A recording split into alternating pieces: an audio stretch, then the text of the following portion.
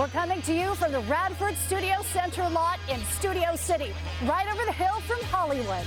This is the place where dreams are made, legends are born. Hello and welcome to The Lot. I'm Suzanne Marques. The 95th Academy Awards are here, and the excitement revolving around movies' biggest night is being felt all over Hollywood. Everything, Everywhere, All at Once leads the pack with 11 nominations, and stars Michelle Yeoh and Ke Quan are favored to win in their respective categories. Let's take a look at some of the top nominees. First up, Best Picture. The nominees are Everything, Everywhere, All at Once, The Banshees of Inisherin, The Fabelmans, Tar, Top Gun Maverick, Avatar: The Way of Water, Elvis, All Quiet on the Western Front, Women Talking, and Triangle of Sadness. Now looking at the nominees for Best Actor, Austin Butler in Elvis, Colin Farrell in The Banshees of Inisherin, Brendan Fraser for The Whale, Paul Mescal in Aftersun, and Bill Nighy in Living. For Best Actress, the nominees are Cate Blanchett in Tar, Ana de Armas in Blonde, Andrea Riseborough for To Leslie, Michelle Williams in The Fabelmans, and Michelle Yeoh for Everything, Everywhere, All at Once.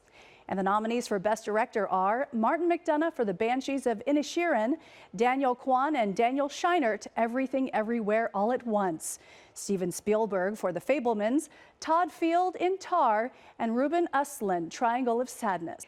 And the Daniels, aka the duo behind Everything, Everywhere, All at Once, just won the top prize at the Directors Guild of America Awards.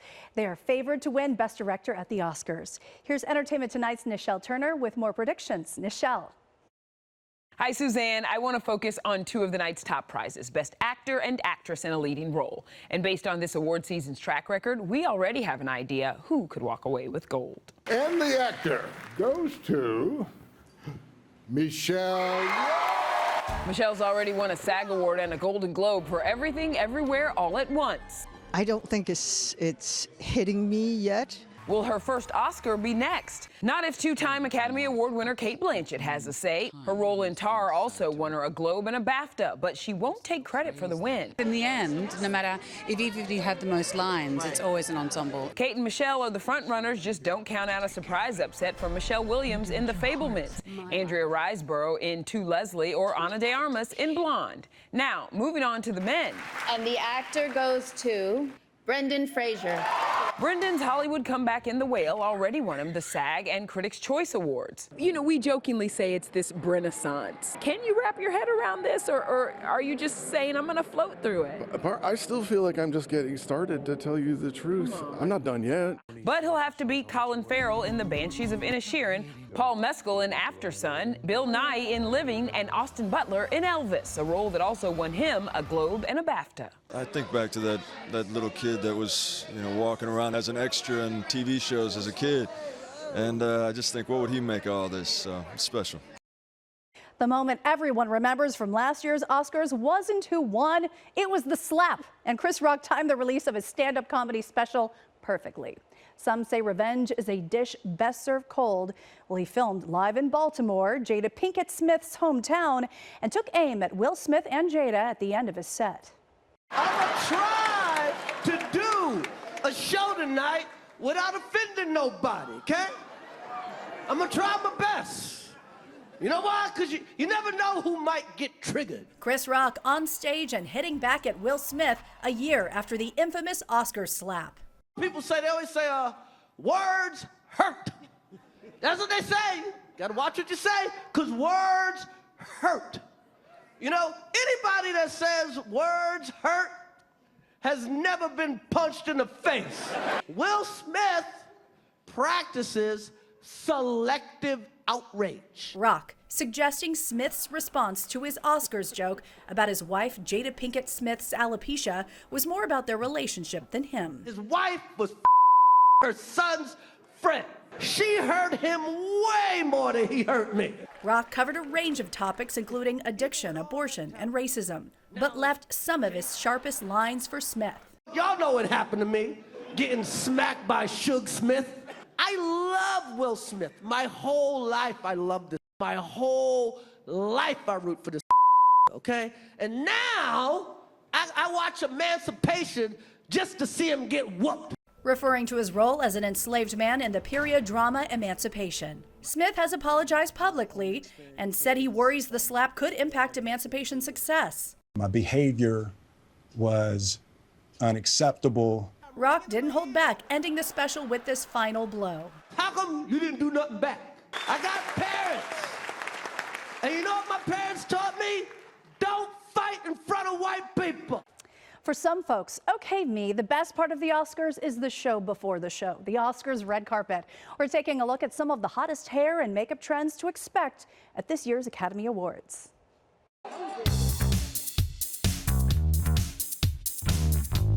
The stars have been bringing it to the carpet this award show season, and a variety of looks will serve as inspiration for Oscars. We met at the Salon to the Stars, Sally Hershberger in West Hollywood, to talk makeup and hair trends. I'm definitely seeing two trends, and one of them is more elegant, blown out hairstyles that are beautiful and effortless. More 90s styles like Cindy Crawford or even Jennifer Lopez. Megan Fahey, Jennifer Coolidge, and Zendaya. They all rock 90s bombshell looks at the SAG Awards. Celebrity hairstylist Paul Perez created the look with rollers. For me, it was really important to kind of like show how elegant a blowout can be when setting it with rollers or even brushes. You can see the body that she has just moves, and it will continue to move all night long. Like, this is a style that you can kind of just continue to play with. We're likely to see more undone updos like Ana de Armas's look at the SAGs. And this look is very lived in, very textured, and effortless. I just basically waved this hair completely from front to back and tousled it using some texture spray, throwing it up in pins, and then tying a bow to kind of like complete the look. Sally Hershberger colorist Andy James says coppers and warm tones are the moment. You know, generally we want to recommend something that's going to look good later down the line. You know, they don't want to look back and say like, oh, okay, that was like a phase in my life. You know, we want to keep it timeless, classic, beautiful. I feel like with the pandemic, you know, everyone kind of shifted into a more natural vibe, and I think we're just kind of working with it. It's gonna help us get that really lit from within look. Celebrity makeup artist Chloe Majupour says TikTok trends have landed on the carpet. The two main things we're seeing recently is the clean girl aesthetic. So this really clean makeup, just working on enhancing the features and not changing the features. I think for so long we were into changing people's features, and now we're embracing our faces and just going for that clean girl look.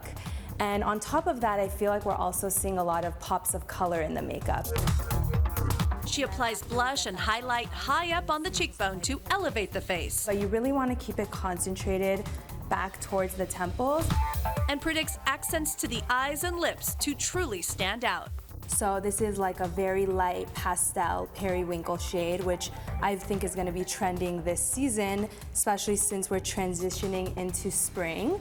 So a really easy way to do this is to just get a small brush, dip it into your shade, just look straight for me, and you can just apply this to the inner corner of the eye, and it really elevates the look without much effort at all. Stunning. Everyone wants to take home an Oscar, but all of the nominees in the directing and top acting categories will take home incredible gift bags worth more than $100,000. We have a peek inside the Distinctive Assets gift bag packed with incredible trips and glamorous goodies. This year, they made a concerted effort to represent diversity from around the world. More than half of all of the items are from minority and female-owned businesses. Good Girl Chocolate is a Black and women-owned and operated company by Dr. Tabitha. She creates plant-based chocolate that is oh so Hollywood, friendly to most dietary restrictions, vegan, paleo, Whole30, dairy, gluten, soy-free, all pleasure, no guilt. There's also a movement and clothing line promoting the buying power of the African-American consumer. This Millions, Billions, Trillions hoodie represents the brand's message. You can't change your currency unless you change your mindset. And have a look at this. Sumner Street Shea Butter is vegan and handmade, grown and harvested in the northern regions of Ghana, West Africa, and there is much more. Miage Skincare. This is a line of ultra luxury skincare. It's based on human stem cell science. I've been using it literally every day for the past 3 years. They're getting a $515 set of Miage skincare. We're also including Eco MD. This is clean, conscious skincare. It's cruelty-free. Their #1 product is their vegan retinol, which we've included. So it's unlike all those harsh, irritating retinols. Because this is botanically based, it's much kinder to your skin and the planet. We've got Ceracell. This is their recovery serum, totally rejuvenating to your skin. One of my favorite items. I'm hoping that we can do it justice here in video, but it's from Batille. Now, Batille has done for dates what Godiva did for chocolate. So these exquisite boxes that these dates come in, and they're my favorite kind of dates because they're all deliciousness and no drama. This just makes such a great gift. Speaking of great gifts, we've got Pieces of Australia. So you can create as many honorary Australians as you want. I happen to love Australians. And they can become official Aussie mates thanks to Pieces of Australia. They get a certificate. They get this really cute little koala bear. And actually, a couple trees are planted for every square meter purchased.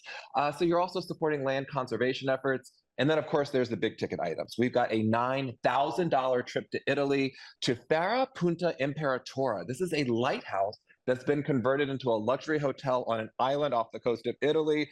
So celebrity friendly, and a $40,000 getaway to Canada. This is just outside of Ottawa, totally an escape. It's on a 10-acre ultra-modern estate called The Lifestyle. And we're even throwing in the luggage here from Havaianas, this bright, colorful luggage that they can pack for their trips. So much swag. Okay, on the topic of money, let's break down the millions of dollars being spent on this year's 95th Annual Academy Awards in Wallet Hub's 2023 Oscars Facts Report. The complete cost of the ceremony is nearly $57 million. From jewels to the gown, $10 million is how much it would cost you to look like an A-list actress on the carpet. There's a sad stat, only 28% of this year's Oscar nominees are women. It is the lowest percentage in 4 years. The cost is nearly $25 grand for the 50,000 square foot Oscars carpet, so 50 cents a square foot, that's not so bad. And get this, the cost of a 30-second commercial during the show, $2 million. It's enough to make you scream. And speaking of that, when we come back, we take you to the premiere of Scream 6.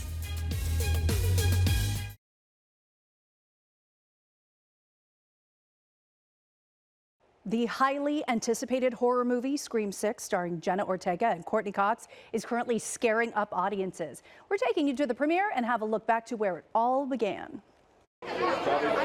Stars like Courtney Cox and Demi Lovato joined a jam-packed red carpet for the world premiere of Scream 6 at the AMC Lincoln Square Theater in New York. Box office tracking company Exhibitor Relations is predicting Scream 6 could make $32 million opening weekend. Scream 6 finds Ghostface stalking their victims in the Big Apple. The Fright Flick franchise has been scaring moviegoers since 1996. Hello? Hello? I don't know if anyone could forget the first time they saw Drew Barrymore on the phone being asked about scary movies, what her favorite scary movies are. And it's just such a visceral, intense, fascinating sequence. One of the best in horror, to be honest. Many sequels have surpassed their original. Oh, yeah? Name one. Scream 2 did a pretty damn good job at bringing back the energy, bringing back the kind of playing with the idea of, oh, see, you've seen sequels, but so you should know what's going on. You are not dealing with a sequel. You are dealing with the concluding chapter of a trilogy. That's right. In my opinion, Scream 3 is the weakest, but it ain't bad. There are moments here that work. There's a killer out there patterning his murders after the original movie.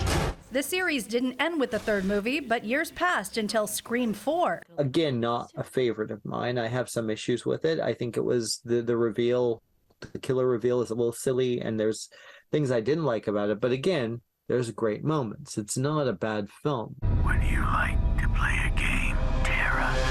Another 11 years would go by before the franchise reboot, simply named Scream. I liked it enough to be curious to see where they would go with the follow-up. Bringing us to 2023 and Scream 6. Ghostface is an interesting character, simply because Ghostface can be anybody.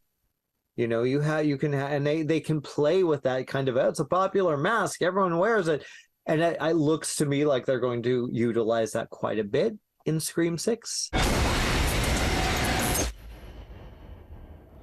Spooky. If there is such a thing as a rock star film composer, Brian Tyler is certainly it. He has scored some of the biggest box office hits of all time, from Crazy Rich Asians to Marvel movies.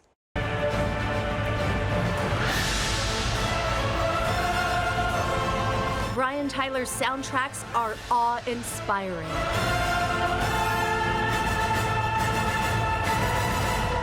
He's an original type of conductor, feeding off the energy of his audience and orchestra, and even jumps in to play the music of his own score.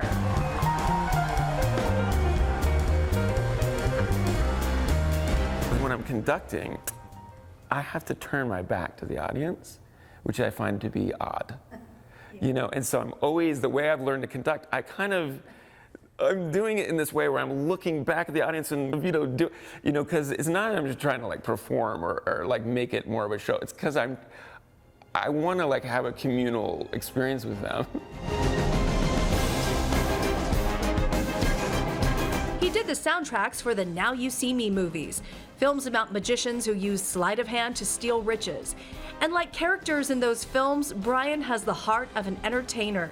He wants to dazzle you with his work and hits the perfect notes every single time. I do a magic trick or play something on the piano or drums, I want to see the looks on their faces. So, and also it's amazing recording, you get to conduct the orchestra and they're looking right at you. And to see their faces come alive with the music is also incredible. He created an immersive live show at the Wynn Las Vegas called Awakening. He says his approach to soundtracks is like walking side by side with the creators of the show. Just like Awakening, which was I had to write the music as they were coming up with storylines and choreography and costumes and ideas for the sets, because the music had to come first. In that sense, it was different since it's a live show. But even on movies, Crazy Rich Asians, you name it, I try to start as early as possible. His music has even inspired directors to go back and change scripts to level up to the music he creates, which was the case with Thor: The Dark World. It was really cool that they said that Marvel was looking at that and said, I want to make that movie, after they heard the music, and then they kind of went hand in hand.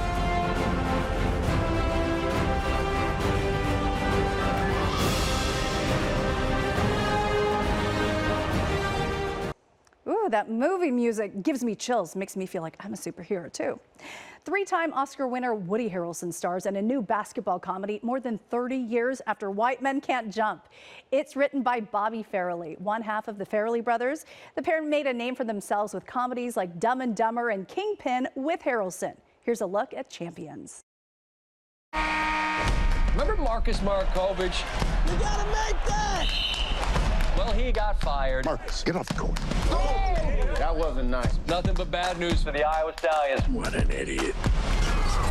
Woody Harrelson is sentenced to coach a basketball team with intellectual disabilities in Champions. Okay, fellas, we're gonna do a simple ball handling exercise. My girlfriend was this. Director Bobby Farrelly recruited basketball players from the Special Olympics and other groups, most of whom had never acted before. I just tried to get them really to play a version of themselves, and they know how to play themselves, so that was the main thing. One player with some acting experience was Kevin Iannucci. I'm Johnny. I'm your homie with an extra chromie. We threw him into a lot of scenes with really good actors in dramatic scenes, and he held his own every single time. Harrelson recommended Farrelly for the job. I don't know how anyone else could have done this movie. Everything you had to accomplish just in terms of the massive workload on a daily basis. That doesn't mean filming wasn't fun, according to co-star Caitlin Olsen. Bobby was like, we're just gonna have cameras rolling, and there's gonna be some basketball, and there's gonna be some dialogue, and you never know if the shots are gonna go in. Sometimes they're not supposed to. You never know. I don't know if you're brave or crazy. Give me a hug, coach! But I know this is your shot at being champions. Picasso, Degas, Monet, all artists whose work hang in museums, priceless works of art. The theft of their work during World War II and the attempt to return it to its rightful owners is the premise of the new movie, Righteous Thieves. Righteous Thieves will take you on the ultimate thrill ride with a crew on the right side of history. This job is not like any other job. What are we stealing? A painting. 4 paintings. Wait, what? It's the most beautiful art the world has ever known. It might remind you of the Ocean's movie series, right? Except this thriller aims at a strong societal message. The plan is to steal back artwork stolen from the Jewish people by the Nazis during World War II. The paintings we're getting back were stolen by Nazis during World War II. So, not a standard smash and grab. This is gonna get us killed. But we know there's an alpha in every pack, right? In this case, Annabelle, played by Lisa Vidal, is the head of the mission and tells us why the story hits close to home. Holocaust is very dear to my heart. My husband is a Jew and his family, and they have history. And so I just felt, oh my God, how interesting that this Latina and her Latina crew would be part of the journey of doing something right concerning the Holocaust. In order for this improbable team to get it right, they had to bring out their best fighting skills. Okay, so the stunt scenes were gorgeous. How did you prepare for this? Because I've seen you in an array of roles, and I think this is the most physical I've seen. Okay, you're gonna crack up, okay? Because look, I hardly did anything. Actually, it was Jaina and Carlos and everybody else that had major stunt work and fight scenes. And what's funny about that is that I told Tony, the director, I was like, where the hell's my fight scene? Annabelle's better than all these. She's the OG. I was like, you need to give me something to do. And so Tony was like, don't worry about it. Don't worry. I got you. And so we did this little fight stunt thing in the front of the building there and the funniest part about it, though, was those guys were so cool. And I was like, listen, you guys need to make me look good. So I need to look like I'm really kicking your asses, and you need to look really hurt, all right? And they were just so sweet. But the action wasn't the only reason Lisa was drawn to her character. This character, you know, at the time that it came, was really good. And I love that Jolene and Tony allowed me to play her in, you know, not just strong, but very vulnerable and very human, you know, which I think is so much more interesting to play than just straight up, you know, hard ass, you know what I mean? Yeah. So she's got a good combination of stuff going on there, the character. Best Actress nominee for Blonde, Ana de Armas reunites with her Knives Out co-star Chris Evans in Ghosted. The trailer for the romantic spy flick was just released and finds Evans as an average guy who learns he's dating a secret agent played by de Armas, with the couple teaming up naturally to save the world. Ghosted debuts on Apple TV Plus April 21st. When we come back, Hugh Jackman's secret to getting jacked for his role as Wolverine.